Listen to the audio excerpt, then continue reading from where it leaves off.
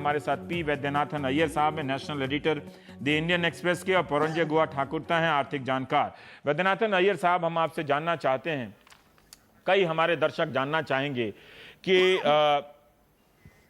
कि ये जो कंपनियां हैं, ऐसा क्या इस देश के कानून में है जिससे वो, कई लोग कहते हैं कि उन्होंने कानूनी तौर पे कंपनियां बनाई हैं पनामा में और वहां पे निवेश किया है, और ये जो लॉ फर्म है फोंसेका वाली, वो भी यही कहती है कि उसने कोई फर्जी तरीके से कंपनी नहीं बनाई, कंपनियां बनाई।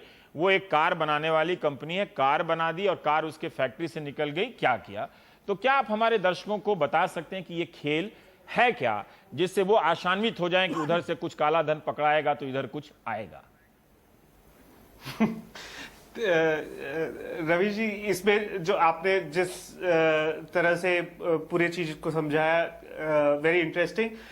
मैं इस पे जो पहले हमारे देश का जो कानून था, 2004 में पहली बार भारत ने भारत के नागरिक को $25,000 बाहर देश ले जाने का, हर साल $25,000 बाहर देश ले जाने की अनुमति दी थी।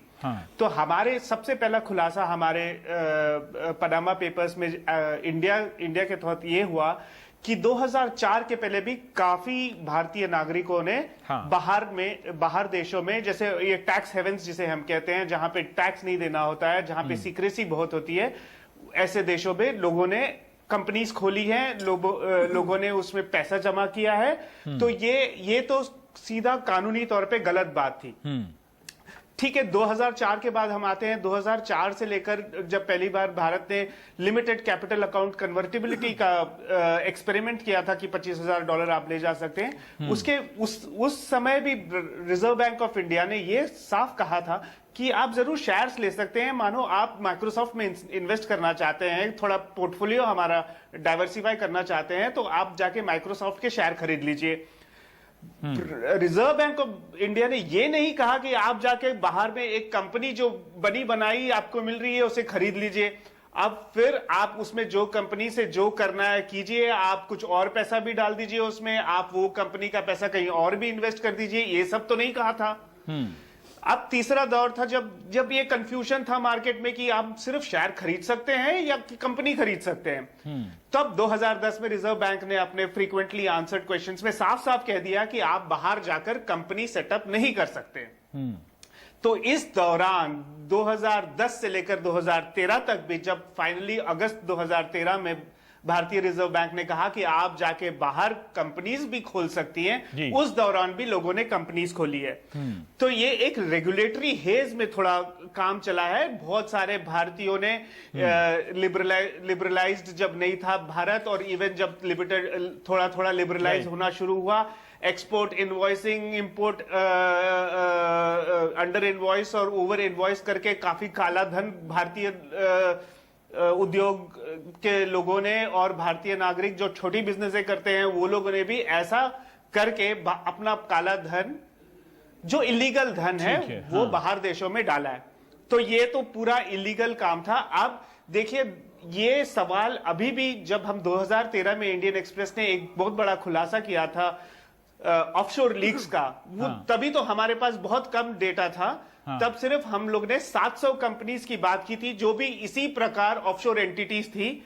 उसमें आज अगर आप देखेंगे, फाइनेंस मिनिस्टर अरुण जेटली जी के स्टेटमेंट में उन्होंने साफ लिखा है कि तभी भी ये सब सवाल उठे थे कि ये लीगल है इलीगल है, लेकिन वो 700 एंटिटीज में भारत सरकार ने काफी लोगों को प्रोसिक्यूट किया। और सबसे खास ये बात है कि उसमें भारत सरकार ने 2000 करोड़ का अनडिस्क्लोज्ड इनकम निकाला है। निकाला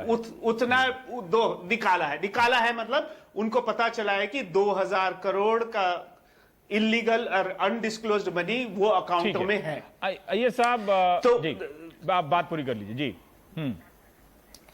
तो ये था कि लीगैलिटी की डेफिनेशन तो अब सरकार जानेगी। सरकार ये 500 लोगों पर आगे उनकी एंटिटीज पे देखेगी और पता चलेगा कि क्या मिला। मेरा एक सवाल है ये साहब एक और कि थोड़ा बहुत सारे पत्रकार युवा देखते हैं, वो ये भी जानना चाहेंगे, दर्शक भी, कि 2 लाख कंपनियां, 1 करोड़ दस्तावेज, ये 2 लाख कंपनियां, ठीक है 40 साल में, वो कंपनियां क्या कर रही थी, मतलब उनका अस्तित्व क्या है, कैसे, मतलब वो कागज पर ही बनती थी, उनमें लोग पैसे लगाते थे। इन कंपनियों की आप लोगों ने कैसे जांच पड़ताल की? क्या आप उसके एक्सपर्ट हैं या आपने किन किन लोगों की मदद ली? थोड़ा उस पत्रकारिता के पहलू पर आप थोड़ा नजर डाल सकते हैं, क्या प्रकाश डाल सकते हैं? बिल्कुल। तो ये मैं इस प्रोजेक्ट में शामिल हुआ जुलाई अगस्त महीने में। मैं एक चार्टर्ड फाइनेंशियल एनालिस्ट हूं। अच्छा। मेरा बैकग्राउंड भी इंजीनियरिंग का रहा है, तो मुझे फाइनेंस वैसे ही थोड़ा बहुत समझ में आता है। बहुत ज्यादा नहीं समझ में आता होगा जैसे चार्टर्ड अकाउंटेंट या लॉयर आज के मैनेजमेंट कंसल्टिंग फर्म में करते हैं, उतना तो नहीं समझ में आता होगा, लेकिन थोड़ा बहुत आता है। और ये डॉक्यूमेंट्स जो थे, ये हमारे लिए सबसे बड़ी दिक्कत थी कि जैसे आप मानो कि 1 लाख डॉक्यूमेंट्स डाले हैं। अगस्त महीने में हमने काम शुरू किया।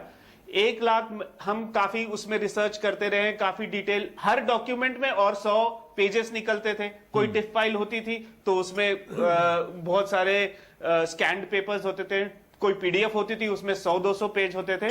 तो ये सारा बहुत ही हमें सिर्फ पढ़ने में और ये पता लगाने में लगा कि इनका भारत के साथ क्या कनेक्शन है। और जैसे हम 1 लाख फाइल्स देखें और लॉक किया, उसमें उन्होंने और 2 लाख जोड़ दिए। तो कहते हैं कि जैसे हवाई जहाज में कोई तकलीफ हो गई तो चलती हुई हवाई जहाज में हमने काम किया, उसकी तकलीफ की दूरी की है। तो ये बहुत ही ट्रिकी रहा हमारे लिए। साहब ये बता सकते हैं अपडेट जी, आपने कहा कि आप थोड़े से चार्टर्ड अकाउंटेंट या एनालिस्ट हैं। हम लोग तो ऐसे आर्थिक विषयों को देख के घबरा जाते हैं, नहीं समझ पाते हैं, लेकिन आप बता सकते हैं कि पिछले जुलाई अगस्त से आप कितने घंटे इन पेपर्स को पढ़ने में लगा रहे थे? और भी काम कर रहे थे एक्सप्रेस के लिए या सिर्फ यही काम कर रहे थे आप? देखिए, इंडियन एक्सप्रेस एक अखबार, ऐसा अखबार है जहां पर टाइम और स्पेस मिल जाता है। तो हम लोग वैसे तो बहुत ही मतलब पत्रकारिता में ऐसे बहुत कम अखबार है जो आपको 7 महीना दे दे बिना कुछ और किए। तो हम वैसे भी थोड़ा बहुत, जो अगर एडिटर कुछ कहा कि जेएनके में कुछ हो रहा है आप पता कीजिए, तो पता कर लेते हैं। ऐसे छोटा मोटा काम कर रहे थे। लेकिन हम लोग 6 से 7 घंटा सिर्फ इसमें लगे हुए थे, क्योंकि इसमें इतने ज्यादा डॉक्यूमेंट्स थे और एक डॉक्यूमेंट के पीछे दूसरा डॉक्यूमेंट था, तो हमें बहुत टाइम लग गया इसमें। ठीक है। पौरंजय दा, हम आपसे जानना चाहते हैं, अभी अय्यर कह रहे थे कि कानूनी है या गैर कानूनी है ये तय करना सरकार का है, लेकिन उन्होंने एक चीज बताई है, लेकिन जिस तरह से खंडन आ रहे हैं, क्लैरिफिकेशन आ रहे हैं कि हमने कोई नियम नहीं तोड़ा है जिनके नाम आए हैं, तो क्या आप हमारे दर्शकों को मदद कर सकते हैं समझने में कि ये घपला क्या हुआ है? मतलब किसका पैसा गया है? कई लोग कहते हैं उनका अपना ही तो लेजिटिमेट पैसा कमाया हुआ है वैधानिक तरीके से, उन्होंने अपना पैसा चाहे तो वो कहीं भी लगाएं। मैं कुछ कहने के पहले मैं तारीफ करना चाहता हूं ICIJ, international consortium of investigative journalist, और इंडियन एक्सप्रेस को। ये आज सार्वजनिक सबके सामने ये सारे जो सूचना है सबके सामने आए। ये विश्व में इतना ज़्यादा जो सूचना कंपनीज के बारे में पहला बार आ रहे हैं। आप समझ लीजिए 1,15,00,000 के आसपास डॉक्यूमेंट आज सार्वजनिक है।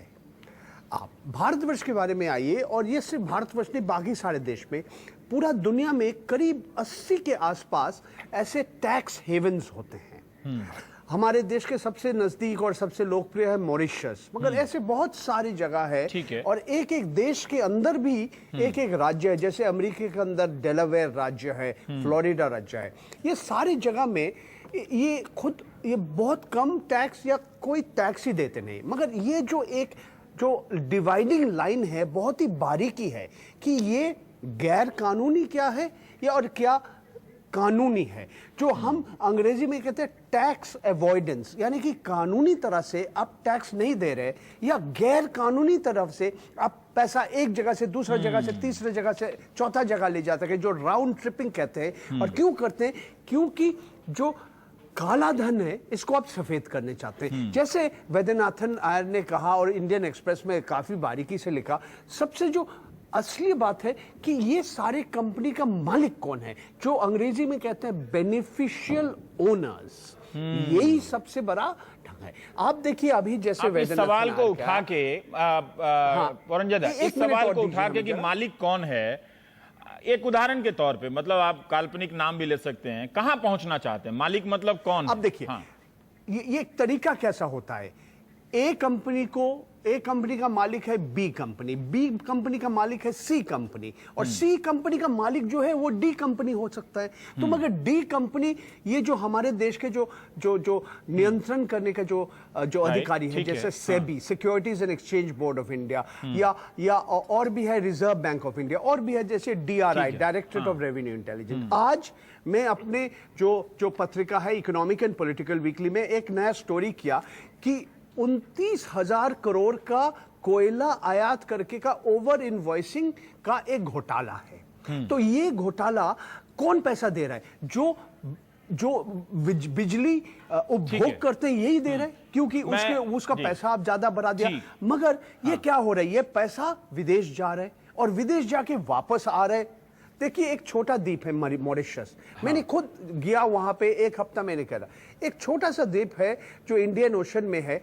इस एक जगह से लगातार 20 साल भारतवर्ष के जितने विदेश से जितने निवेश आए हैं, जो फॉरेन डायरेक्ट इन्वेस्टमेंट है, फॉरेन इंस्टीट्यूशनल इन्वेस्टमेंट है जो शेयर बाजार में है, इसके 40% के आसपास ये मॉरिशस से क्यों रूट होता है? ये कारण क्या है? जी, अपने दर्शकों को एक बार फिर सतर्क करूंगा कि जो पौरंजे और अय्यर साहब कह रहे हैं कोई बहुत मुश्किल बात नहीं कह रहे हैं। आप उनको समझिए, और भारत माता की जय के अलावा इन सब विषयों में भी दिलचस्पी लेंगे तो हमें भी थोड़ी और हम भी प्रोत्साहित होंगे कि ऐसे जटिल विषयों को लेकर आपके बीच आने के लिए। पर एक सवाल है पौरंजे, मैं ये जानना चाहता हूं, मैं कहीं पढ़ रहा था, प्रो पब्लिका एक साइट है जो एक वैकल्पिक पत्रकारिता की बात करती है, उसने ये लिखा है कि अभी तक ऐसे घोटालों में ऑफशोर और शेल कंपनियां, जिन्हें हम हिंदी में फर्जी कंपनी कहते हैं, बेनामी कंपनी कहते हैं, में बैंकों की भूमिका आती थी। इस एक मामले से लीगल फर्म, लॉ फर्म की भूमिका आई है कि इनके पास इतने अच्छे वकील हैं। उसमें विस्तार से बात नहीं थी। क्या आप ये समझा सकते हैं कि हम बैंकों की भूमिका को और इसमें वकीलों की भूमिका को कैसे देखें? क्योंकि आम आदमी अगर ऑफशोर खोलना चाहेगा तो ये दो चीज तो उसको नहीं मिलेंगे ना। ये जैसे कंपनी है जो पैनामा का मोसाक फोंसेका, ये लोगों को रास्ता दिखा देते हैं।